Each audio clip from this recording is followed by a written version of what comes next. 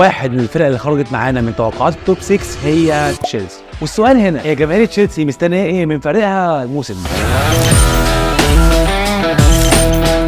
إدارة الفريق بتمشي توخيل وتجيب بوتر. طب مش نسيب بقى بوتر يشتغل زي ما اشتغل في برايتون، لا نستعجل ونمشيه ونجيب مين؟ بوتشيتينو. في رأيي أنا مدرب توتنهام وباريس السابق ما ينفعش مع تشيلسي. يعني ببساطة أنت عايز مدرب يعرف يتعامل مع اللعيبة الصغيرة ويطلع أحسن ما عنده. متهيألي ديزيربي كان هينفع أكتر للمهمة دي، بس أنتوا لبستوا بوتشيتينو وحصل اللي حصل، واللي مؤشراتها كده بتقول إن تشيلسي قاعد تحت حدود. صفقات شباب صغير زي اكسل ديساسي من موناكو، نزل بوتشوكو من رينت فرنسي، جناح سانتوس الشاب اللي عنده 18 سنه انجلو جابرييل، واخرهم نيكو جاكسون من فياريال. لعيبه شباب محتاجه وقت عشان تتاقلم على اجواء الدوري الانجليزي. انا عارف ان تشيلسي عمل صفقتين تقال زي نكونكو وسانشيز، بس في الاخر يعني دول مش كفايه عشان تبقى توب 6 دوري انجليزي. فتوقعي يا مشجع تشيلسي ان فريقك هينهي الموسم ده من المركز الثامن للمركز العاشر.